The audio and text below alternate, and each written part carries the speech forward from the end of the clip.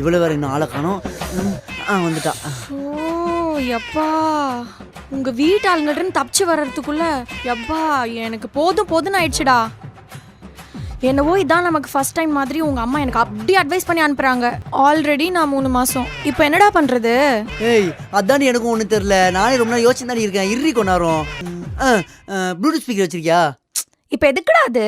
ஏய் சொல்றது சரி, ப்ளூடூத் ஸ்பீக்கர் இந்தா. அந்த ஃபோன் எடு. அதில் விக்ரம் மார்னிங் பிஜிஎம்னு இருக்கும், அதை டவுன்லோட் பண்ணு. பண்ணிட்டியா? ப்ளே பண்ணு.